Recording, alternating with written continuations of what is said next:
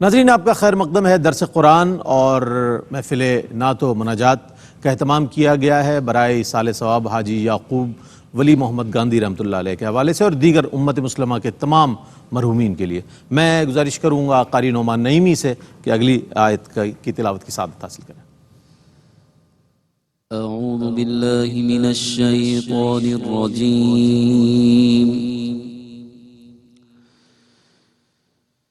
بسم اللہ الرحمن الرحیم،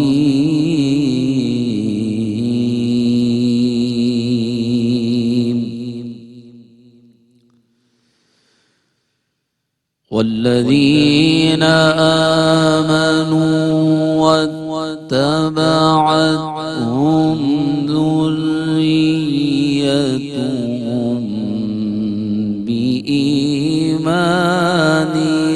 ألحقنا بهم ذريتهم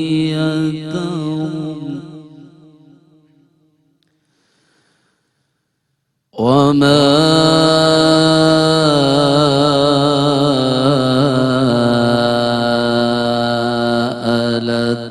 ألتناهم من عملهم من شيء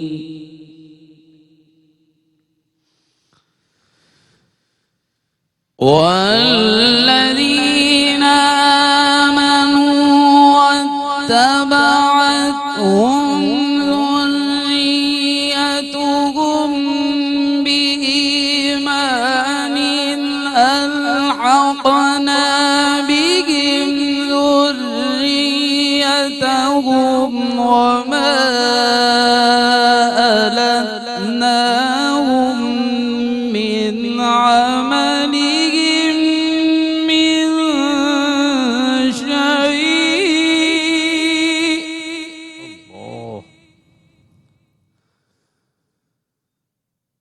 كل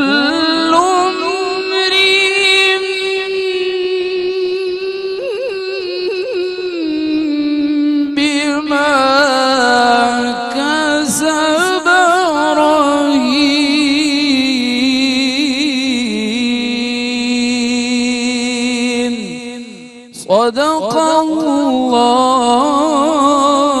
العظيم۔ ماشاءاللہ، سورہ طور کی آیت 21 کی تلاوت کی سعادت حاصل کر رہے تھے قاری نعمان نعیمی، جس کا ترجمہ ہے: پناہ مانگتا ہوں میں اللہ کی شیطان مردود سے، اللہ کے نام سے ابتدا جو بڑا مہربان نہایت رحم فرمانے والا ہے۔ اور ایمان والوں کو اور ان کی اس اولاد کو جس نے ایمان لانے میں ان کی پیروی کی، ہم ان کی اس اولاد کو بھی ان کے ساتھ ملا دیں گے، اور ہم ایمان والوں کے عمل سے کوئی کمی نہیں کریں گے، ہر شخص اپنے اعمال کے عوض گروی ہے۔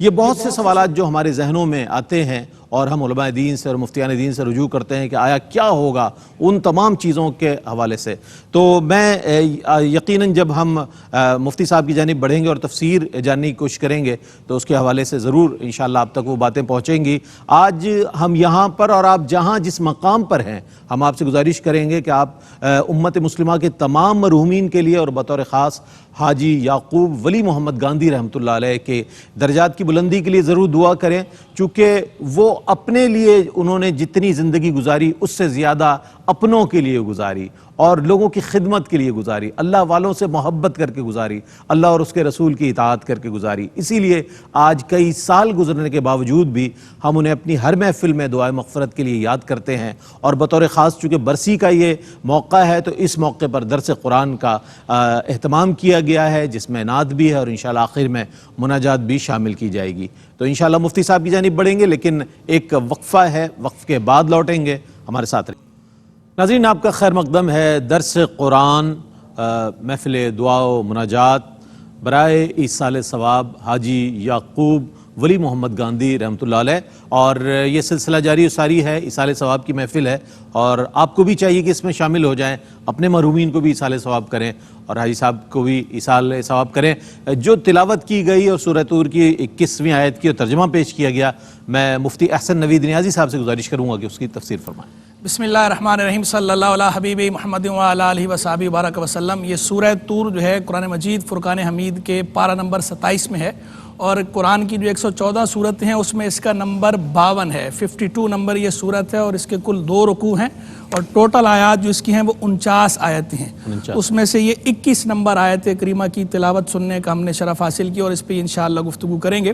تو سورہ طور حضور جان عالم صلی اللہ تعالی علیہ وآلہ وسلم مغرب کی نماز میں کبھی کبھی ادا فرمایا کرتے تھے، اس کی تلاوت کیا کرتے تھے۔ باقاعدہ صحیح بخاری میں اس کی تصریح موجود ہے، اور دیگر کتب حدیث میں بھی ہے۔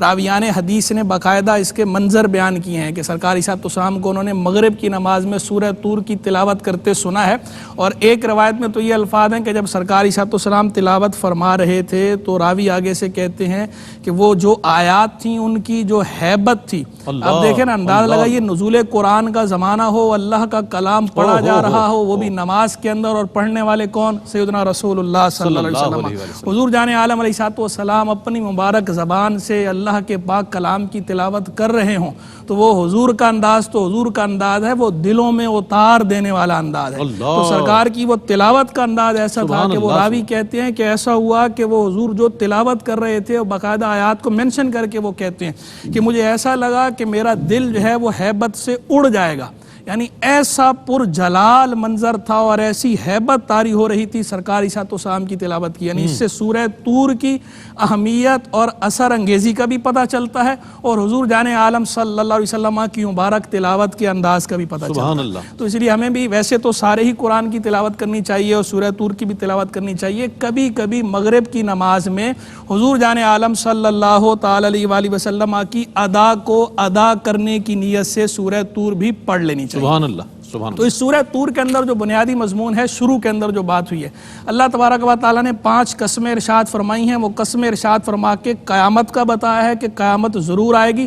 پھر اس کے بعد اللہ تبارک و تعالیٰ نے 2 نقشے کھینچے ہیں، ان میں سے ایک نقشہ کھینچا ہے کفار اشقیاء کا، اور دوسرا نقشہ کھینچا ہے مومنین سعداء کا، سعادت مند مومنوں کا۔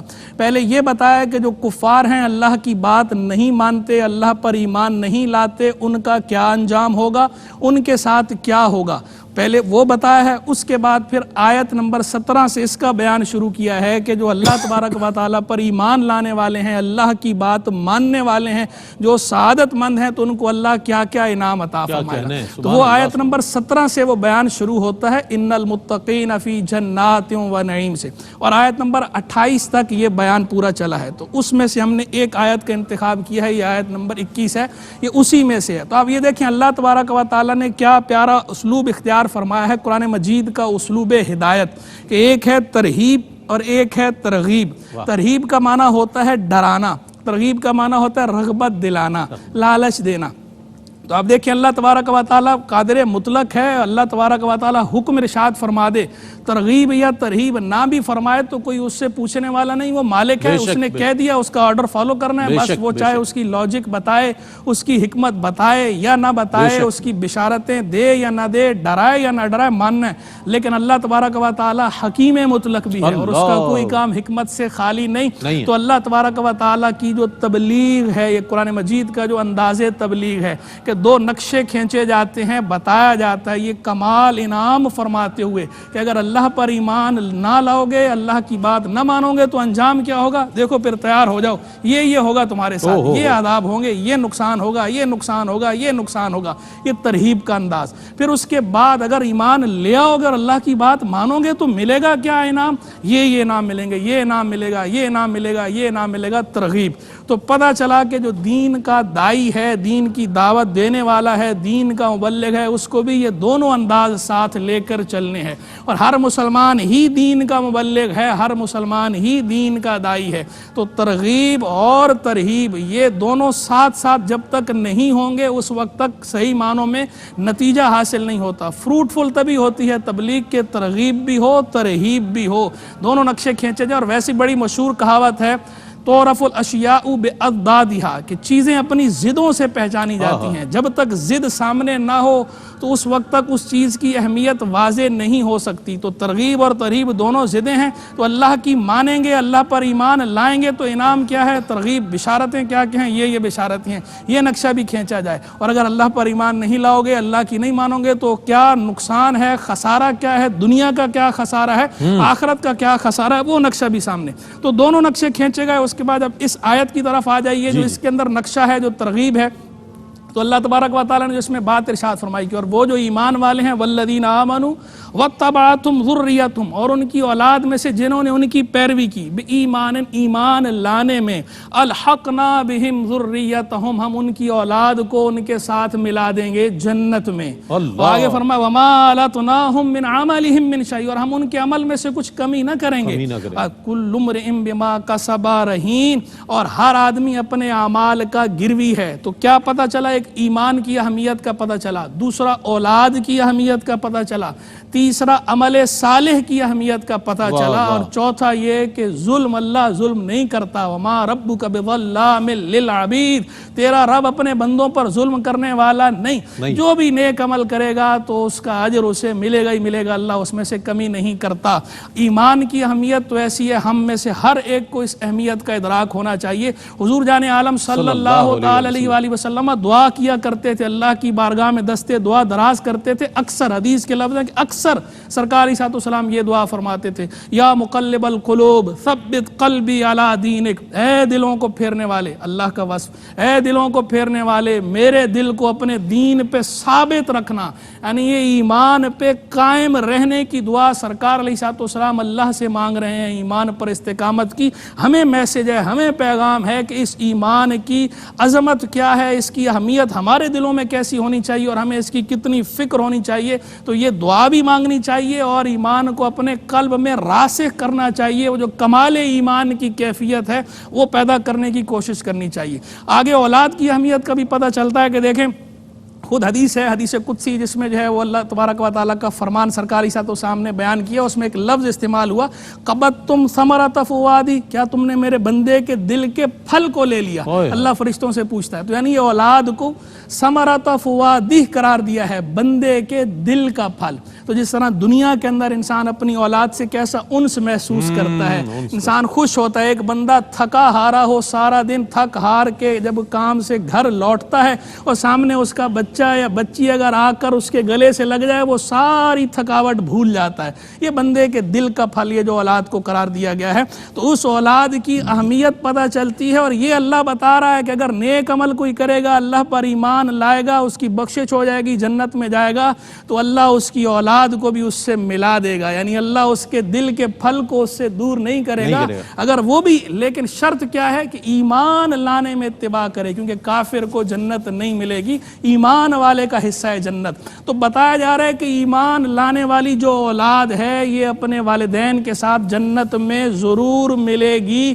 اور یہاں قید عمل صالح کی نہیں لگائی گئی. اسی سے جو ہے وہ فقہاء نے یہ نتیجہ نکالا, اور مفسرین نے بھی باقاعدہ اس کی تصریح کی ہے کہ اولاد اگر نیک نہ بھی ہو, اگر وہ جنت میں گئی ہے تو والدین نیک ہیں, صالح ہیں, ان کا درجہ بلند ہے, لیکن اللہ اس اولاد کو والدین کے اکرام کے لیے, ان کی تعظیم کے لیے, ان کی خوشی کے لیے, ان کی دل جوئی کے لیے اللہ والدین کے ساتھ درجے میں, اس درجے میں اس اولاد کو جمع کرے گا اللہ تبارک و تعالیٰ. کہ ان کا اپنا وہ درجہ نہیں ہے, ان کا درجہ نیچے ہے, والدین کا درجہ اوپر ہے, لیکن ان کے والدین کے ایمان اور عمل صالح کی تعظیم, ان کے والدین کی سگنیفیکنس, اس کو اللہ ظاہر کرنے کے لیے اولاد کو ان کے ساتھ جمع کر دے گا اس درجے کے اندر. جیسے دنیا میں بندہ ان سے محسوس کرتا تھا, ایسی وہاں جنت میں بھی بندہ اپنی اولاد سے انس محسوس کرے گا. یہ اس بندہ مومن کو اللہ کی طرف سے اس کو اجر ہے. سیدنا سعید بن مسیب رضی اللہ تعالیٰ عنہ ذی القدر تابعی ہیں. وہ جب رات کو نماز پڑھا کرتے تھے تو بیٹا پاس اگر سو رہا ہوتا تھا تو اس کو دیکھتے تھے اور دیکھ کر جو ہے کہتے تھے, پکار کر کہتے تھے وہ تو سو رہا ہے, لیکن ویسے ہی وہ بات کرتے ہوئے کہتے تھے کہ میں یہ نماز میں اضافہ اسی لیے کرتا ہوں, یہ نفل میں, یعنی میں نفل اتنے کثرت سے اس لیے پڑھتا ہوں تاکہ تم ٹھیک ہو جاؤ اور اللہ تمہاری حفاظت فرمائے. پھر روتے تھے اور اس آیت کی تلاوت کرتے تھے, وہ جو واقعہ بیان ہوئے حضرت خضر علیہ نبی علیہ السلام کا اور حضرت موسیٰ علیہ نبی علیہ السلام کا, اور وہ جو دیوار انہوں نے تعمیر کر دی تھی, تو وہاں بتایا گیا وکان وَكَانَ أَبُوهُمَا صَالِحًا، اور ان کے والدین نیک تھے۔ تو کہ نیک والدین کی جو نیکی ہے وہ اولاد کو فائدہ دیتی ہے۔ صلاح الآباء ينفع الابناء، اولاد کی کو فائدہ پہنچاتی ہے کس کی نیکی؟ والدین کی نیکی۔ والدین کی نیکی کا فائدہ اولاد کو بھی ہے۔ صلاح الآباء صلاح الابناء، اور اولاد کا ٹھیک ہونا مضمر ہے والدین کے ٹھیک ہونے میں۔ والدین ٹھیک ہوتے ہیں تو اولاد بھی ٹھیک ہوتی ہے۔ اور آخری بات جو فرمائی گئی ہے، ابدی اصول دے دیا گیا ہے، ہر بندہ اپنے عمل کا گروی ہے، یعنی ٹٹ فار ٹیٹ، جو عمل کرے گا، جو بوئے گا وہ کاٹے گا، وہ سے انجام جو ہے اس کو نصیب ہوگا۔ لیکن یہاں بھی مفسرین نے تصریح کی، اور دوسرے خود قرآن میں موجود ہے کہ کل نفس بما کسبت رہینہ الا اصحاب الیمین، کہ جو سیدھے ہاتھ میں جن کو نامہ اعمال دیا جائے گا ان کو اللہ تبارک و تعالیٰ دائمی گروی نہیں رکھے گا، ان کی بخشش ہو جائے گی، بخشش کر دے گا۔ جو کفر والا ہے، جو اصحاب الشمال ہیں، وہ دائمی گروی ہیں اپنے عمل کی۔ اللہ تبارک و تعالیٰ ہمیں نیک صالح بنائے، ایمان کامل ایمان والا بنائے، اور قرآن کی تعلیمات پہ عمل پیرا ہونے کی توفیق رفیق مرحمت۔ سبحان اللہ سبحان اللہ، کیا خوبصورت تفسیر بیان فرما رہے تھے۔